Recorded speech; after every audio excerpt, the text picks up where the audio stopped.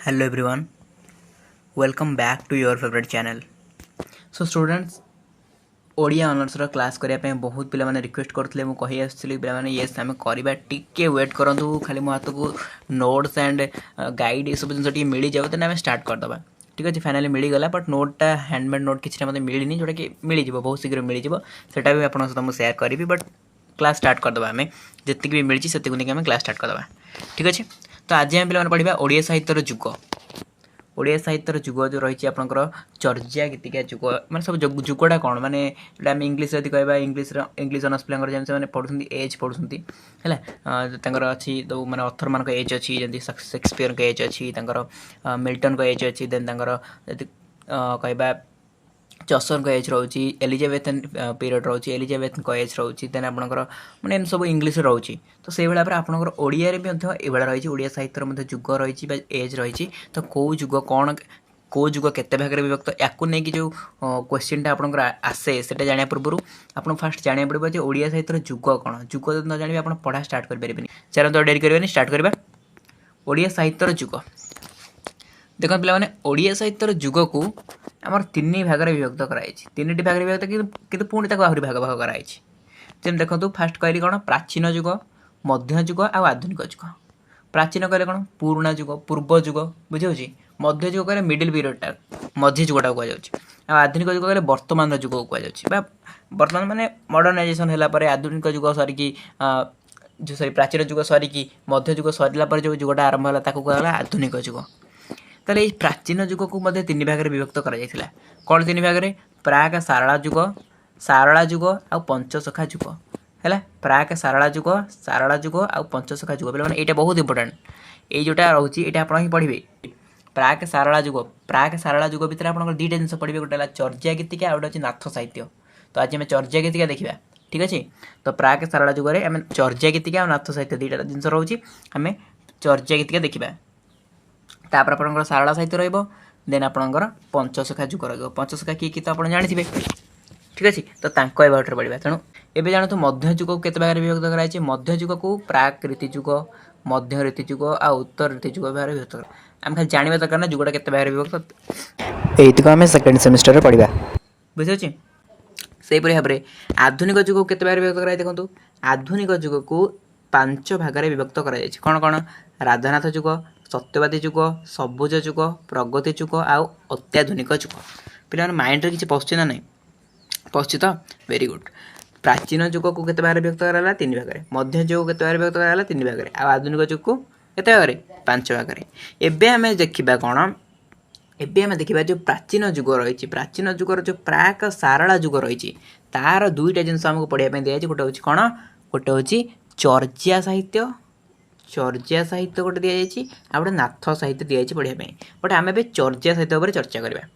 है चर्या साहित्य पर किसी जाना देन चर्या साहित्य पर आहरी किसी जाना आम नेक्स्ट क्लास रे तो किसी मुझे डिटेल्स कहि सहित चर्या साहित्य प्रॉपर नोट किसी देवी सहित सामाजिक पृष्ठभूमि तार कौन थी से जाना तार धार्मिक साहित्यिक भाषातात्विक मूल्यांकन करवा ये सब करने टाइम लगे बट आज आम चर्या साहित्य किसी पढ़ा ठीक अच्छे बुझीपारे आज कौ जुग बोली प्राचीन जुगर प्राक सारला जुगर जो दुईटा अच्छी चर्या साहित्य और नाथ साहित्य मुझे चर्या साहित्य पढ़ेबी ठीक अच्छे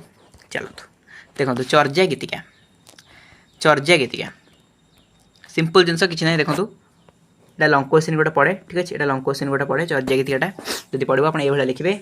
महामहोपाध्याय हरप्रसाद शास्त्री 1897 रु 98 ख्रीष्टाब्द नेपाल जो पांडुलिपि संग्रह करते तार नाम देते बौद्ध गान और दोहा यही ग्रंथ में 4 गोटी पांडुलिपि स्थान पाई से 4 गोटी कौन थी गोटे चर्याचर्य विनिश्चय गोटे सुररूह प्रजंक लिखित दोहाकोश गोटे कान्हुपाद कृत दोहाकोश आ गोटे डाकार नव कौन बुझिपारे कि महामहोपाध्याय हरप्रसाद शास्त्री जी 1797 रु 98 ख्रीष्टाब्द से नेपाल पांडुलिपि संग्रह करते नेपाल से पांडुलिपि संग्रह करते से समय तार ना से देते बौद्ध गान बा दोहा बौद्ध गान और दोहा यही ग्रंथ से जो दोहा जो रही आप बौद्ध गान बा दोहा रही से 4टी पांडुलिपि स्थान देते से 4टा जगह लिखला बुझिपारे चर्याचर्य विनिश्चय होती केते कीर्तीय गान परी चर्याचर्य विनिश्चय कौन केते कीर्तीय गान कीर्ति उपर गान कराई डॉक्टर अरुणाकर चर्या गीतिकार नाम देइछंती आश्चर्य चर्याचय मन रखिए पे चर्या गीतिका आम पढ़ुचे तेणु किए कौन तार नाम देती निहती जाना दरकार डॉक्टर अरुणा कर चर्या गीतिकार नाम देते आश्चर्य चर्याजय मात्र खगेश्वर महापात्र सिद्ध कवि रचित यही गीत गुड़ी चर्या गीतिका बोली नामित करिसेंती। यह प्राक सारला जुगर एक विशिष्ट रचना अटे। यार साहित्यिक मूल्य अतीव आकर्षणीय। प्रथम ओडिया साहित्यर आदि रूप हेतु यार साहित्यिक मूल्यबोध बेस तात्पर्यपूर्ण। यह नवम शताब्दी रचना बोली अनुमान करा जाए।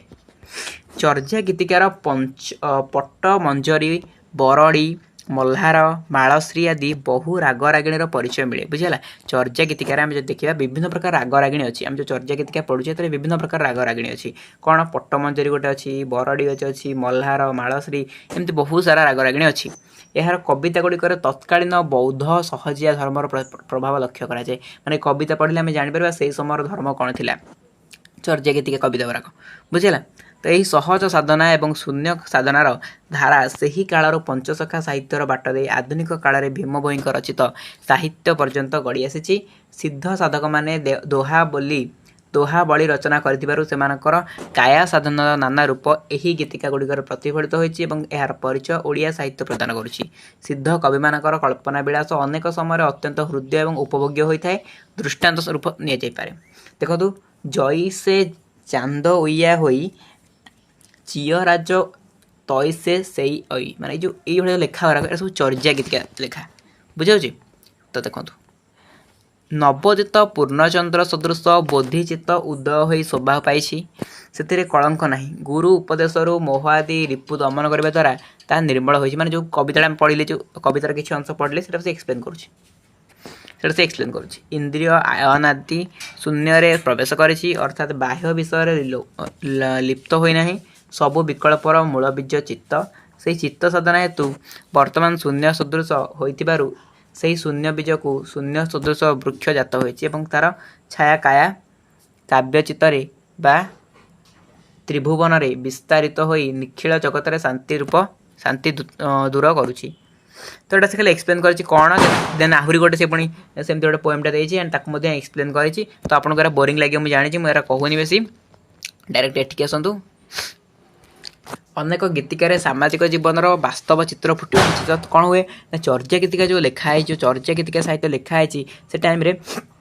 सामाजिक जीवन लोकंर केमी ताकू नहीं लिखा जाए पढ़ले आम जापर से टाइम सामाजिक जीवन लोकंर केमी से काल वेशभूषा खाद्य सामाजिक अनुष्ठान प्रवृत्तिर सूचना भी दी जाए। समाजर तथाकथित तल श्रेणी लोक शबर प्रवृत्ति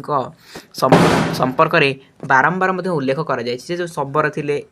से विषय लिखा जाए मद्यपान करुले पकड़ पिंधुले शिकार कर जीविका मान निर्वाह करुले ये जिनस भी आम देखा पाइबा से सब पढ़ले। चर्या गीतिकार डंबी बाउंश पातिया पाचिया बुणी ए देश में पूर्व कौड़ीर व्यवहार थिला विनिमय मुद्रा हिसाब से आगुरी जो कौड़ी व्यवहार होता से विषय भी आम जापर से चर्या गीतिकार पोएम गुड़ा पढ़ले। चर्या गीतिकार कौड़ी दे ना पारी हेबार चित्र दि जाए। ए देश में पूर्वे सुंडी मानकर मद बिकिबा कौशल व्यवसाय था सुंडी मैंने केमती मद बिकुते से दि जाए सुंडी मैंने ओके। चर्या गीतिकार सुंडी मानकर प्रसंग यही कथा सूचाई दी जाए।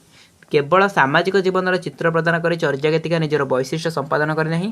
गुह्य साधनार अनुभूत रूपक धर्मी भाषा छड़े प्रकाश कर साहित्य रहस्यवादी परंपरा को अतुट रखिंट। तेणु सिद्धचर्यंकर रचित चर्या गीतिका प्राचीन भारत एक अमूल्य साहित्य संपत्ति कहले अत्युक्ति हे ना। मैंने ओभराली आम कौन बुझे जो चर्या गीतिका पढ़ले चर्या गीतिकार आम ओभराली कौन बुझे मुझे आपको कौन देखो।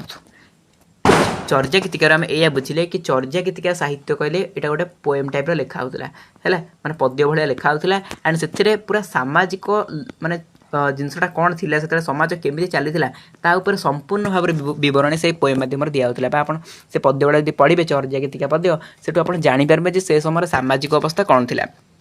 बुझीगला। तो यहाँ चर्या गीतिका साहित्य। तो जदि भी या नहीं आपंकर किसी भी डाउट अच्छे डोंट वरी यहाँ मुझे गोटे हैंडमेड नोट जब हम पसिबल हम गोटे सिंपल हैंडमेड नोट भी आनी एंड या आम आहरी पढ़ा कि सरी आम चर्या गीतिका जस्ट इंट्रोडक्शन आज आपको देली चर्या गीतिकार सामाजिक सांस्कृतिक सब बहुत सारा दिग अच्छी जोटा आम आगू पढ़ा ठीक अच्छे। तो से कहूँ क्लास रेगुलर अटेंड करूँ जी भी क्लास हम अटेंड कर चलिए सबुदिन तो गोटे अनर्स क्लास करें पसिबल नुहे बिकज अन्य अनर्स भी रोचे तो से सब अनर्स देखा गले सब अनर्स कंपलसरी सब्जेक्ट सब देखला लेट हो। तो फास्ट आप क्लास को अटेंड करले तो ये क्लास भल भाव में नोट करूँ नोट डाउन कलापर यार गोटे सिंपल नोट जब पॉसिबल हम कौन पिला